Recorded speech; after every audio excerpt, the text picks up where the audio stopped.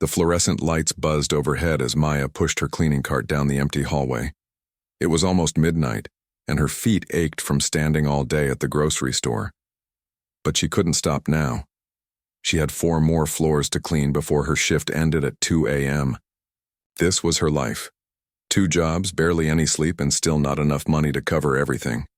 Her mother's medication costs were eating through whatever little she managed to save. And her younger brother needed new shoes.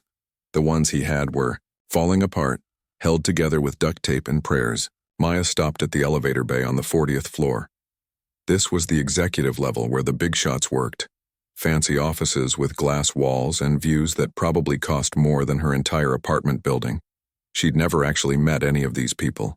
They came and went during normal business hours while she showed up after dark to clean up their mess. She started mopping the marble floor, her movements automatic after months of doing the same routine. That's when she saw it. A brown leather wallet, wedged between the elevator doors. It must have fallen when someone was rushing out. Maya's heart skipped a beat. She glanced around, but the floor was completely empty, just her and the humming of the air conditioning system. She bent down and picked up the wallet, her hands trembling slightly. The leather was soft, expensive. Real leather, not the fake kind she was used to. She opened it slowly, and her breath caught in her throat. There were several credit cards, all black and heavy-looking, the kind rich people carried. A driver's license with a photo of an older man in a suit. James Morrison, it said. Age 62. And then she saw the cash. Crisp $100 bills neatly stacked. She started counting without thinking. 100, 200, 500, 1,000. She kept going. There was nearly $3,000 in this wallet. Maya's hands started shaking harder. $3,000. That was more money than she made in 2 months of working both jobs. More money than she'd ever held in her life. Her mind started racing, calculating everything this money could fix. Her mother's medical bills. They were 3 months behind on rent, and their landlord had stopped being understanding. He'd told them last week that if they didn't pay by the end of the month, they'd be out on the street. Her brother's shoes. Food. Real food, not just rice and beans and whatever was on sale. She looked around again. Still nobody. The security cameras on this floor had been broken for weeks. She knew because her supervisor had complained about it. Nobody would ever know. This man, this James Morrison, he was obviously rich. He probably wouldn't even miss this money. People like him had so much they didn't know what to do with it. Maya sank down onto her cleaning cart, still holding the wallet. Her mother's face flashed through her mind. Tired, worn out from pain and worry. Her brother trying to hide his embarrassment when kids at school made fun of his taped-up shoes. The eviction notice taped to their apartment door. This money could solve everything. At least for a few months. Give them breathing room.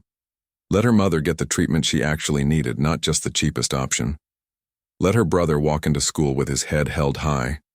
Her fingers tightened around the wallet. It would be so easy. Just slip it into her bag. Finish her shift like normal. Nobody would ever connect her to it. She was invisible here, just another cleaner that people walked past without seeing. But then another voice cut through her thoughts. Her mother's voice.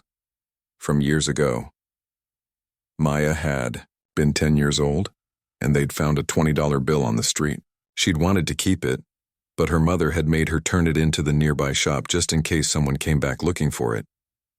Mija, her mother had said, kneeling down to look her in the eyes. I know we don't have much. I know $20 would help us, but integrity isn't about what you do when people are watching. It's about who you are when nobody else knows. When you take something that isn't yours, even if you need it, you lose a piece of yourself. And that piece is worth more than any amount of money. Maya had been angry then. She hadn't understood why they had to be good when life wasn't being good to them, but her mother had been firm. They'd waited at that shop for an hour, and eventually a frantic woman had come running in, looking for the money she'd dropped. The relief on her face had been worth it, her mother said later, even if they'd gone home with empty pockets. Maya stared down at the wallet in her hands. $3,000. It could change everything. But her mother's words wouldn't leave her head. She thought about the woman her mother had raised her to be. The woman she'd always tried to be, even when it was hard, especially when it was hard. She closed the wallet with shaking hands and stood up. Her legs felt weak, and her heart was pounding so hard she could hear it in her ears. Every practical part of her brain was screaming at her to reconsider. This was her chance. This was the universe giving her a way out. But she couldn't do it. She physically could not make herself put that wallet in her bag. Her mother had raised her better than that. Even if her mother never knew, even if nobody ever knew, Maya would know, and she'd have to live with that knowledge every single day. She looked at the driver's license again. James Morrison. She'd heard that name before. He owned the building. Actually, he owned half the buildings in the city. A billionaire, people said. The kind of rich where $3,000 was probably pocket change. That almost made it harder. Because what would $3,000 mean to him? Nothing. But to her it meant everything. And he'd never even notice it was gone. Maya took a deep breath and wiped her eyes. She hadn't even realized she was crying. She tucked the wallet carefully into her cleaning cart and finished mopping the floor. Then she took the elevator down to the lobby where the security desk was. The guard on duty, an older man named Pete, looked up in surprise when she approached. Most of the cleaning staff never talked to security unless there was a problem. "I found this on the 40th floor," Maya said, her voice barely steady. She placed the wallet on the desk. It was by the elevator. The ID says it belongs to James Morrison. Pete's eyebrows shot up. He opened the wallet and let out a low whistle when he saw the contents. "You found this and brought it down here?" Maya nodded, not trusting herself to speak. If she said anything else, she might break down completely. Pete looked at her for a long moment, something like respect in his eyes. "That takes guts, kid. Most people would have pocketed this faster than you can blink." He pulled out a lost and found form. "I'll need your name and contact information. Standard procedure." Maya filled out the form with trembling hands. When she was done, Pete handed her a copy. "Mr. Morrison will probably want to thank you personally. Don't be surprised if you hear from his office." Maya just nodded and walked away, pushing her cleaning cart toward the service elevator. She had 3 more floors to clean, and her shift didn't end for another 2 hours. As she rode the elevator up, she looked at her reflection in the polished metal doors. She looked exactly the same. Tired, worn out, poor. But somehow she felt different. She'd made a choice, maybe the hardest choice of her life. And she'd chosen to be the person her mother had taught her to be. She didn't know if that made her strong or just stupid. All she knew was that she'd be able to look her mother in the eye when she got home. And right now, that felt like enough. 3 days passed, and Maya had almost convinced herself to forget about the whole thing. Almost. But every time she closed her eyes, she saw that stack of $100 bills. Every time she looked at the eviction notice on their door, she wondered if she'd made the biggest mistake of her life. Her mother had gotten worse. The cheaper medication wasn't working anymore, and Maya had spent 2 nights watching her toss and turn in pain, unable to afford the doctor's visit that might help. Her brother had come home yesterday with a hole in his shoe so big that his sock was showing through. He'd tried to hide it from her, but she'd noticed. Maya was scanning groceries at the store, moving on autopilot, when her phone buzzed in her pocket. She ignored it. Her manager didn't like them checking phones during shifts. But it buzzed again. And then a 3rd time. During her break, she finally pulled out her phone. 3 missed calls from an unknown number. And a voicemail. Her stomach did a weird flip. Unknown numbers usually meant bill collectors, and she'd been avoiding those calls for weeks. But something made her listen to the voicemail anyway. "Hello, this message is for Maya Rodriguez." The voice was female, professional, the kind of voice that belonged to someone who wore expensive suits and knew it. "My name is Catherine Wells. I'm the executive assistant to James Morrison. Mr. Morrison would like to meet with you personally to express his gratitude for returning his wallet. Please call me back at your earliest convenience." Maya had to play the message 3 times before it actually sank in.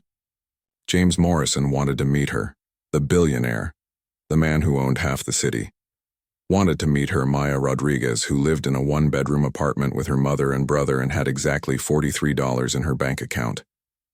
Her first instinct was to delete the message and pretend she never heard it. Rich people made her nervous. Their world was so different from hers that she wouldn't even know how to act. What to say?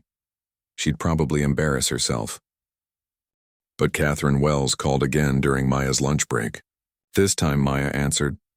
"Miss Rodriguez, I'm so glad I reached you," Catherine said, and she actually sounded glad, which was weird. Mr. Morrison rarely makes requests like this, but he was very impressed by your honesty. He'd like to meet you tomorrow if you're available. Just for coffee, nothing formal. Would 11 o'clock work for you? Maya's mind raced. 11 o'clock was right in the middle of her grocery store shift. She'd have to ask for time off, and her manager hated when people asked for time off. She'd probably say no, and Maya couldn't afford to lose this job. I work during the day, Maya said, her voice smaller than she wanted it to be. I don't think I can. What if we made it worth your while? Catherine interrupted gently. Mr. Morrison is prepared to compensate you for any wages you might lose. And honestly, Miss Rodriguez, I think you should come. Mr. Morrison doesn't extend invitations like this often. It could be beneficial for you. Something in Catherine's tone made Maya pause. It wasn't pushy exactly, but there was a certainty there, like she knew something Maya didn't.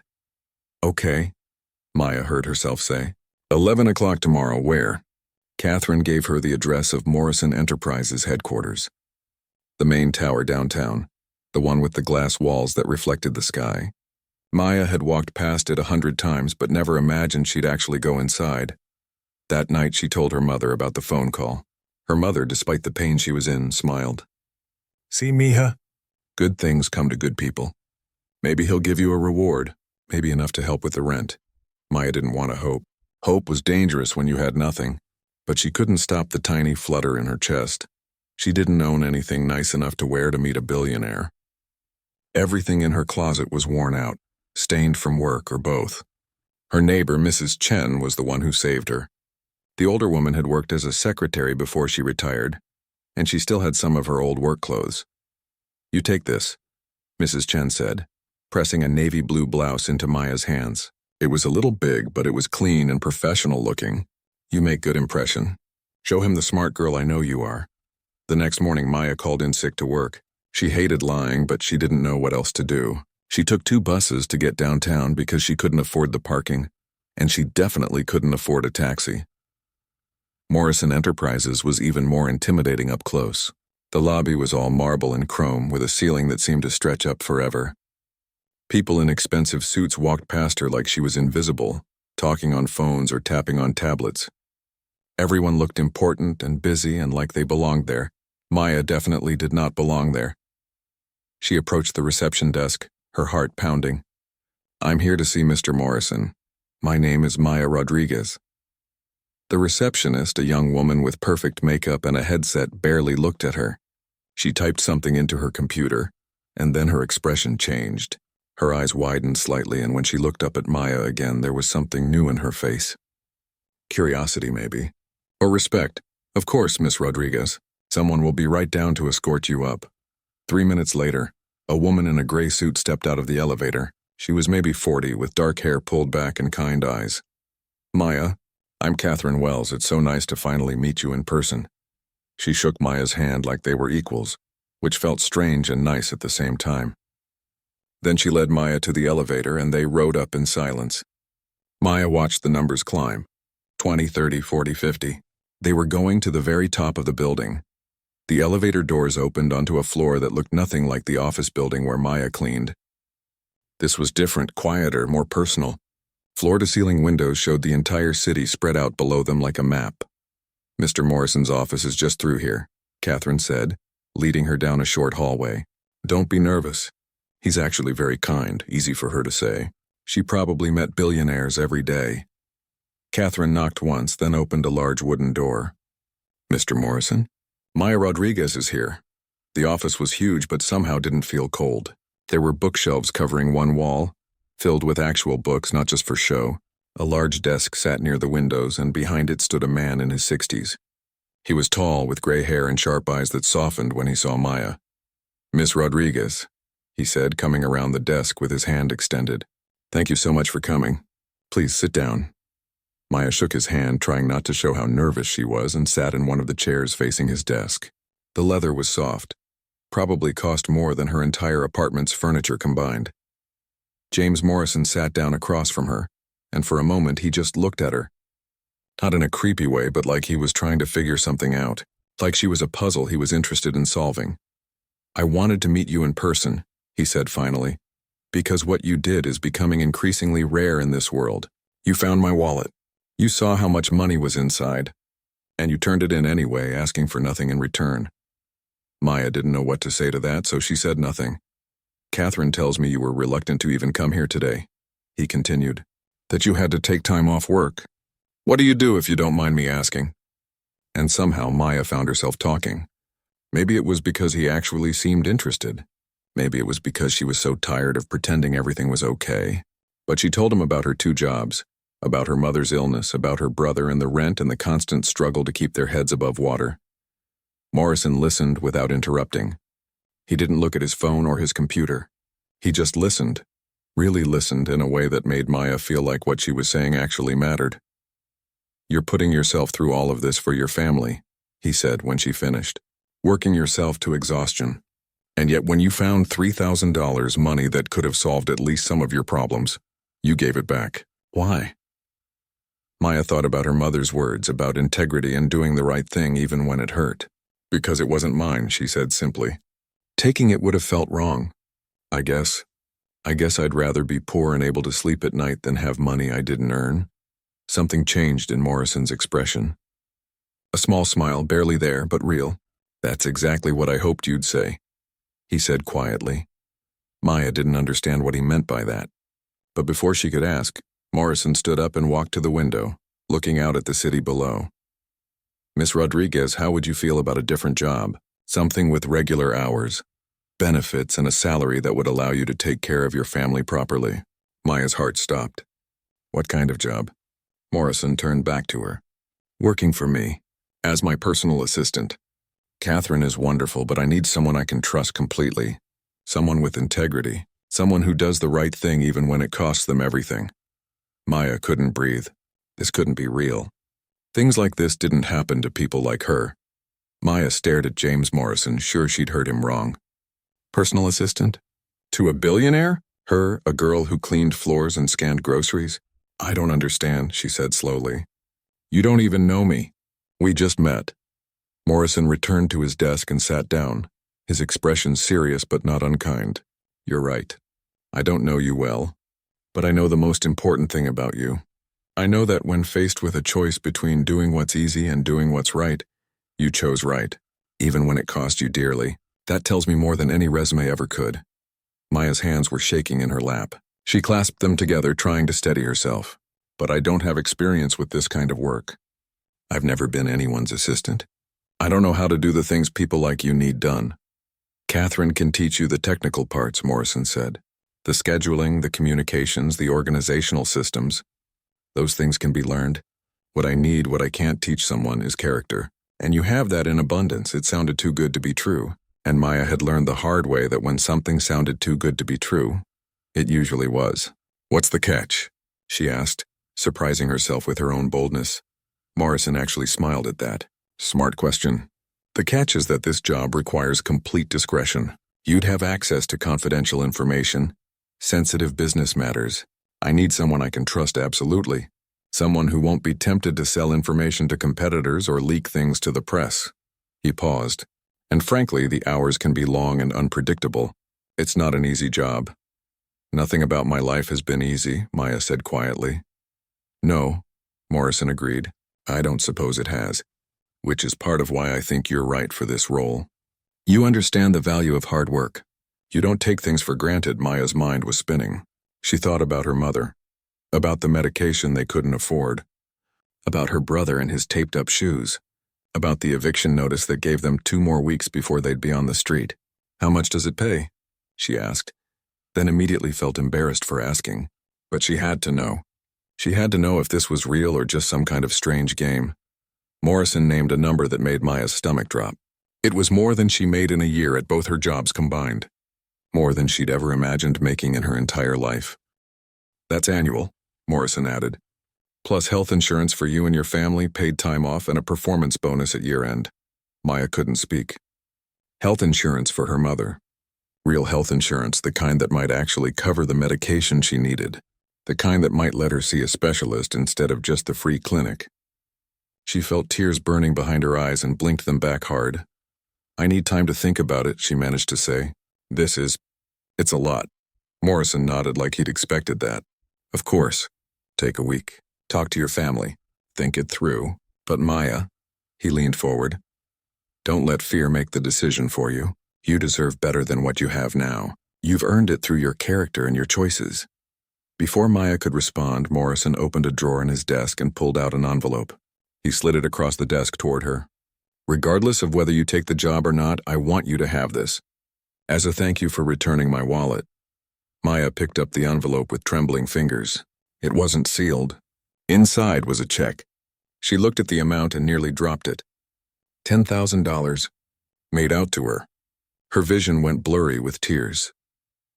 I can't accept this, she whispered, even though every fiber of her being was screaming at her to take it and run. Yes, you can, Morrison said firmly. You earned it through your honesty. Use it for your mother's medical care. Get your family caught up on rent. Buy your brother new shoes, please. Maya looked down at the check in her hands. $10,000. She could fix everything, at least for a while. Give her family breathing room. She thought about refusing again, about being noble and turning it down. But that would be stupid. Her mother needed help now, not after Maya had made some point about pride. Thank you, she said, her voice breaking. You have no idea what this means. I think I do, Morrison said softly. Maya left Morrison Enterprises in a daze, the check carefully tucked into her purse. Catherine had walked her down, given her a business card with her personal cell number, and told her to call any time, day or night, if she had questions about the job offer. The bus ride home felt surreal. Maya kept touching her purse, making sure the check was still there, making sure she hadn't dreamed the whole thing. Around her, people lived their normal lives, completely unaware that her entire world had just shifted. When she got home, her mother was sleeping, but her brother Danny was there, doing homework at their tiny kitchen table. He looked up when she came in, his face worried.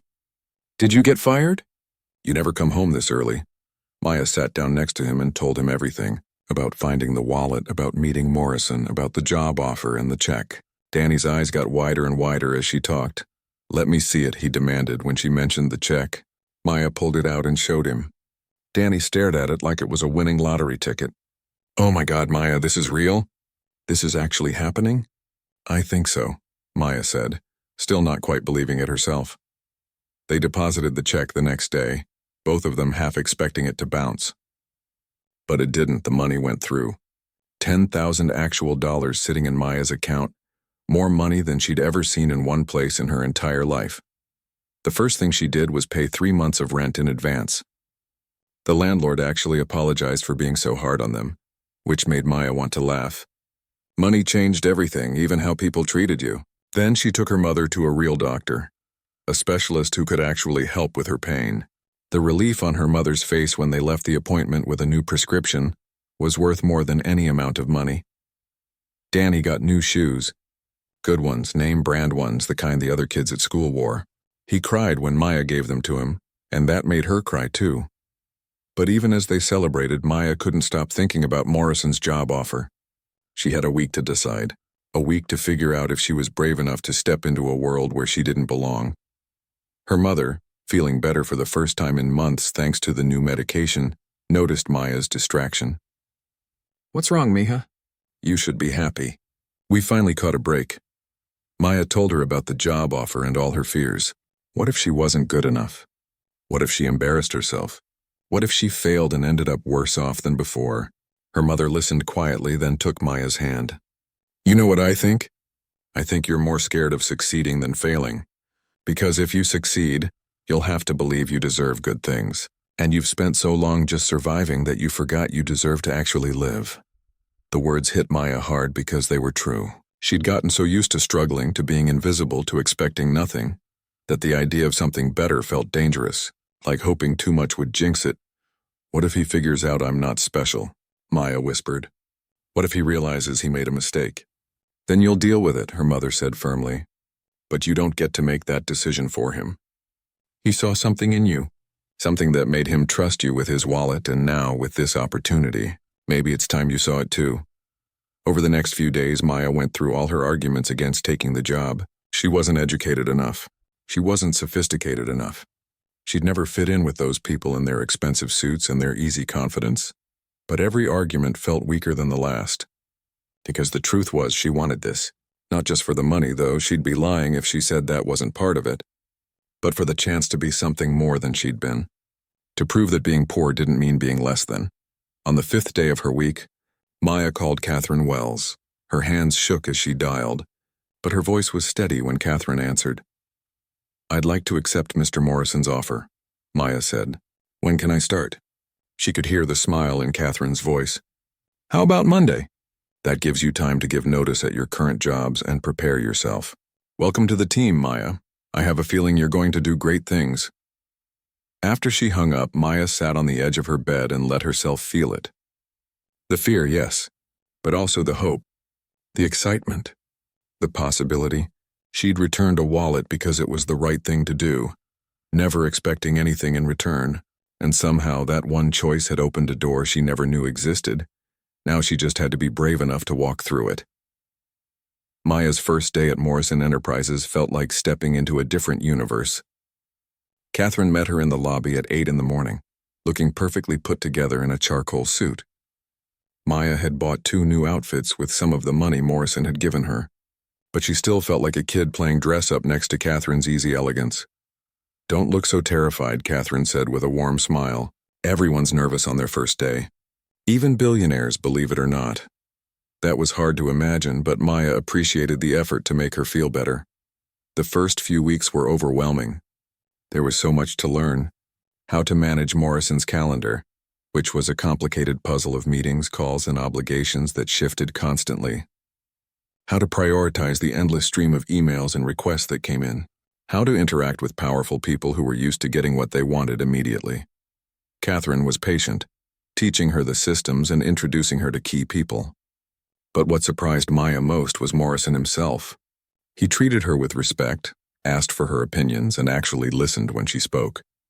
When she made mistakes, and she made plenty of them, he'd simply say, "That's how we learn," and show her the correct way to handle it next time.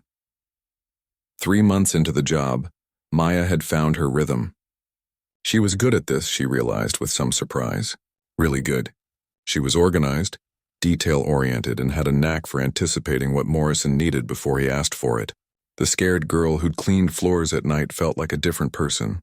Her life had transformed completely. She'd moved her family to a nicer apartment in a safer neighborhood. Her mother was seeing specialists regularly, and her health had improved dramatically. Danny had joined the basketball team at school and was thriving. For the first time in years, Maya wasn't just surviving. She was actually living.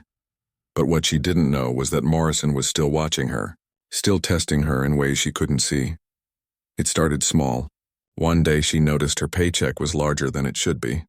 Not by a little, but by $2,000. Maya stared at the direct deposit notification, her heart sinking.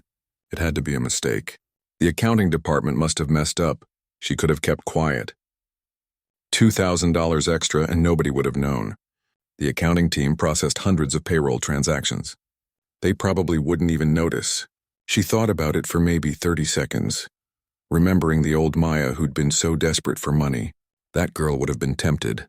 But Maya wasn't that desperate anymore. And more than that, she'd learned something about herself over these months. Her integrity wasn't just something she held on to when she had nothing to lose. It was part of who she was, regardless of her circumstances. She went straight to accounting and reported the error. The woman who handled payroll looked surprised, then impressed. Most people wouldn't have said anything, she told Maya. That speaks well of you. What Maya didn't know was that it hadn't been an error at all. Morrison had instructed accounting to overpay her, just to see what she'd do. A few weeks later, she was organizing files in Morrison's office when she noticed a folder marked Confidential Merger Plans sitting on his desk. It was open, documents visible, Maya's job required her to handle sensitive information, but this particular deal wasn't something she'd been briefed on. She could see numbers, company names, details that would be worth a fortune to Morrison's competitors. She closed the folder without reading it and placed it in Morrison's briefcase where it belonged. She didn't take photos, didn't try to memorize details, didn't even let herself look at it longer than necessary to see what it was. Morrison had left that folder out deliberately, watching through his office camera to see what she'd do. She'd passed without even knowing she was being tested. Then came the bigger test. A man approached her at a coffee shop near the office. He was smooth, well-dressed, friendly. Said he worked in marketing for a tech company. Started chatting with her about work, asking casual questions. What was it like working for James Morrison? He must be so interesting. Did she get to sit in on major meetings? Maya's instincts prickled. Something felt off about his questions, the way he kept steering the conversation back to Morrison and the company. She kept her answers vague and polite, sharing nothing of substance. When he asked if they could meet again, maybe talk more about potential opportunities, she politely declined. Later, she'd learn he was a corporate spy, paid by one of Morrison's competitors to get information from people close to him. She'd shut him down without even realizing the danger. 6 months into her job, Maya had proven herself over and over in ways she didn't even know about. But Morrison's biggest test was yet to come. He called her into his office on a Friday afternoon. His expression was serious and Maya's stomach dropped. After months of things going well, she'd started to relax. Had she done something wrong? Maya, I need to talk to you about something important, Morrison said, gesturing for her to sit. I want to be honest with you about something I haven't told you before. Maya's heart was pounding. This was it, the other shoe dropping. The moment when she'd learned this had all been too good to be true. The wallet you found 6 months ago, Morrison continued, his eyes steady on hers. I left it there on purpose. Maya felt like the floor had disappeared beneath her. What? It was a test, Morrison said quietly. I've been betrayed multiple times over the years by people I trusted. People who stole from me, sold my secrets, used their positions for personal gain. I needed to find someone with real integrity. So I started leaving my wallet in different places around the city, seeing who would return it and why. Maya couldn't breathe. You tested me? Yes, and you passed in a way that surprised even me. You didn't call the news. You didn't try to leverage it for a reward. You just turned it in and went back to work. Like it was the most natural thing in the world. Maya stood up, her chair scraping loudly against the floor. She felt sick, betrayed. Like everything over the past 6 months had been a lie. So this whole time, the job, everything, it was all just an experiment? I was like some lab rat you were studying?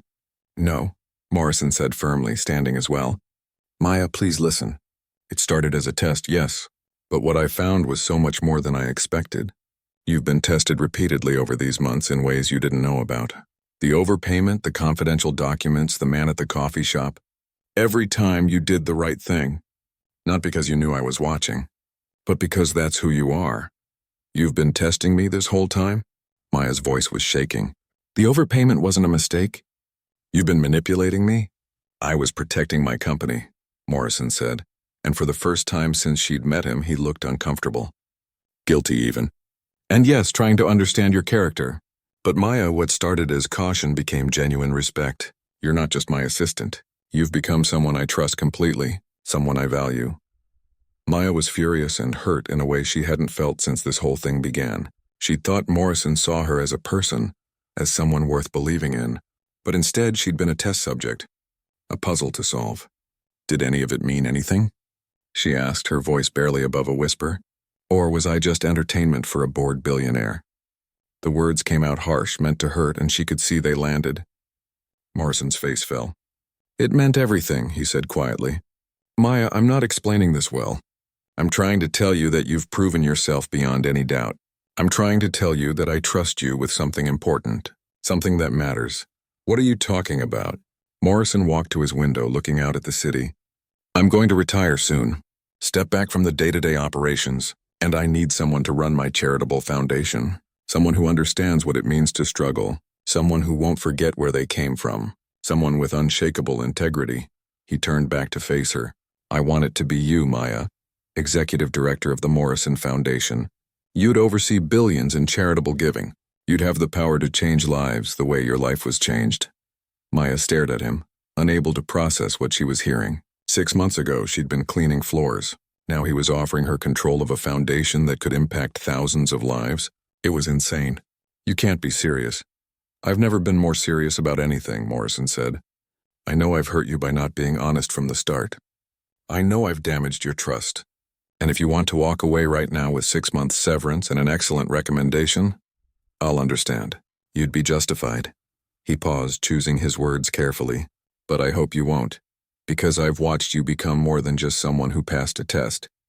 I've watched you grow into someone remarkable, someone who could do incredible things with the resources I'm offering. Maya's anger was still there, hot and sharp, but underneath it was something else. The recognition that maybe Morrison's methods were wrong, but his instincts about her had been right. She had integrity. She did do the right thing even when it was hard, and maybe that did make her the right person for something bigger than herself. I need time, she said finally. Time to think about all of this. Time to figure out if I can forgive you for lying to me. Morrison nodded. Take all the time you need. I owe you that much. Maya left Morrison's office feeling like her world had been turned upside down. Again. Just when she'd thought she understood her life, everything had changed. She walked through the halls of Morrison Enterprises, past co-workers who smiled at her, completely unaware that she was falling apart inside. She went home early that day, something she never did. Her mother was in the kitchen making dinner, humming along to the radio. The apartment smelled like garlic and tomatoes, warm and safe. Normal. Maya needed normal right now. You're home early, her mother said, looking up with concern. What's wrong? Maya sat at the kitchen table and told her everything. About the tests, about Morrison's confession, about the foundation offer. Her mother listened without interrupting, stirring the pot on the stove slowly, letting Maya get it all out. So he lied to me, Maya finished. For 6 months he watched me like I was some kind of experiment. How am I supposed to trust him now? Her mother turned off the stove and sat down across from Maya. Let me ask you something, Mija.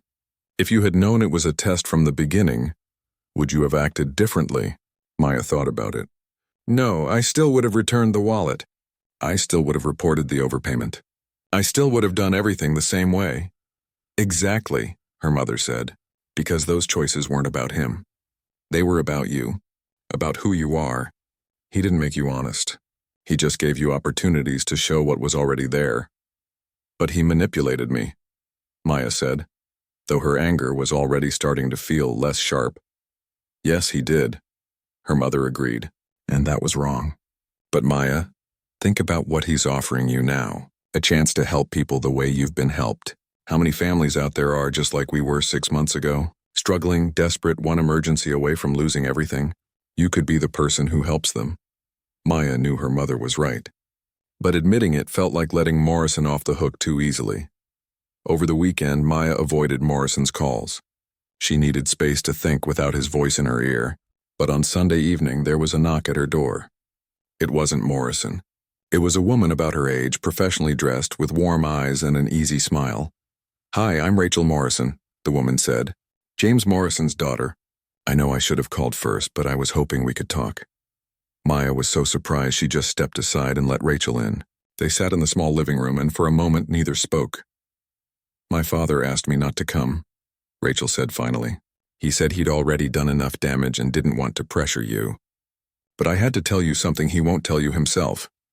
Maya waited, curious despite herself. 5 years ago, my father was a different person, Rachel continued, harder, more cynical. He'd been betrayed by his business partner, someone he considered a friend. Then 3 of his executives were caught embezzling millions. It broke something in him. He stopped trusting anyone. He became obsessed with testing people, with finding proof that good people still existed. Rachel's voice grew softer. I watched him become someone I barely recognized. Someone who saw everyone as a potential threat. The wallet test, it wasn't just about finding a good employee. It was about restoring his faith in humanity. And you did that, Maya. You gave him back something he thought he'd lost forever. That's not my responsibility, Maya said quietly. I'm not some symbol. I'm just a person trying to do the right thing. I know, Rachel said, and that's exactly why he needs you, not as a test subject or an experiment. but as a reminder that integrity still matters, that people can be good without expecting anything in return. She paused. The foundation work is real, Maya. I run it with him and we help thousands of families every year, but we could help so many more with someone like you involved, someone who understands what it's like to need help. After Rachel left, Maya sat alone in the quiet apartment. She thought about the girl she'd been 6 months ago, exhausted and desperate, making minimum wage and wondering how long she could keep going. She thought about the moment she'd held Morrison's wallet, felt the weight of all that cash and chosen to give it back anyway. That choice had been hers. Morrison hadn't made her do it. He'd just happened to be watching when she showed who she really was, and maybe that was the point. Maybe his methods were questionable, but the result was that she'd proven something to herself, that her integrity wasn't circumstantial, that she was the person her mother had raised her to be no matter what. On Monday morning, Maya walked into Morrison's office. He looked up from his desk, hope and worry mixed on his face. "I'll stay," Maya said before he could speak, "but we need to establish some ground rules." Morrison stood up immediately. "Anything. No more tests," Maya said firmly. "If you want to know something about me, ask. If you're worried about something, tell me. I deserve honesty and I'm going to give it to you. That's how trust actually works." "Agreed," Morrison said, and he looked genuinely relieved. "Completely agreed. And I want to learn everything about the foundation before I take over anything," Maya continued. "I'm not going to pretend I know how to run a billion-dollar charitable organization. I need training. Real training, not just being thrown into the deep end." "Rachel will work with you personally," Morrison promised. "She knows the foundation inside and out, and you'll have all the time and resources you need." Maya took a breath. "Okay then, when do we start?" The smile that broke across Morrison's face was genuine, the kind that reached his eyes and made him look younger. "Thank you, Maya, you won't regret this." "I better not," Maya said, but she was smiling too. The next 6 months were intense. Maya worked with Rachel, learning about grant applications, program evaluations, impact assessments. She met families the foundation had helped, heard their stories, saw their faces. Each one reminded her of her own family, of what they'd been through. She discovered she was good at this work. Really good. She understood these families in a way that people who'd never struggled couldn't. She knew which programs would actually help, and which ones just sounded good on paper. She knew how to talk to people without making them feel like charity cases, how to preserve their dignity while offering support. Morrison watched her flourish, and Maya could see the pride in his eyes. But more than that, she could see respect. Real respect? The kind you couldn't fake or manufacture with tests. They'd moved past the awkward beginning of their relationship into something more solid, something built on actual trust. A year after she'd found that wallet in the elevator, Maya stood in front of Morrison's board of directors. She was nervous, but it was the good kind of nervous, the kind that meant she cared about what she was doing. She presented her vision for the foundation's future. Expanded medical assistance programs for families like hers had been. Scholarships for students working multiple jobs to stay in school. Emergency funds for people facing eviction. Programs that would help people not just survive, but actually build better lives. The board approved everything unanimously. That evening, Maya went home to her family's apartment. It was bigger now, nicer, in a good neighborhood, but her mother had insisted on keeping it modest. "We remember where we came from," she'd said. "Always." Danny was doing homework at the kitchen table. Her mother was cooking dinner, humming that same song she'd been humming for years. Everything looked the same, but everything was different. "How did it go?" her mother asked. "They approved the whole plan," Maya said, still hardly believing it. "We're going to help so many people, Mom. Families just like we were." Her mother pulled her into a tight hug. "I'm so proud of you, Mia. You took one honest choice and turned it into something that will change thousands of lives." Maya thought about that moment in the elevator, holding Morrison's wallet, making the hardest choice of her life. She'd had no idea what it would lead to. No idea that choosing integrity over desperation would open doors she hadn't even known existed. But that was the thing about doing the right thing. You didn't do it for the reward. You did it because of who you wanted to be. And sometimes, if you were lucky, the universe noticed. Morrison had tested her, yes, but life had been testing her long before that. Every day of struggle, every moment of desperation, every choice between easy and right. She'd passed those tests too, the ones that mattered most, the ones she'd given herself, and now she had the chance to help others pass their own tests. To be for someone else what Morrison's opportunity had been for her. A second chance. A way forward. A reminder that integrity, even when it costs you everything, is worth holding on to. Because you never know who's watching. You never know what doors might open. But more importantly, you have to live with yourself. And Maya had learned that being able to look yourself in the mirror was worth more than any amount of money in any wallet. She'd returned what wasn't hers and found herself in the process. That was the real story. Not about a test or a billionaire or a job offer, but about a girl who knew who she was even when she had nothing, and that knowledge had been worth everything.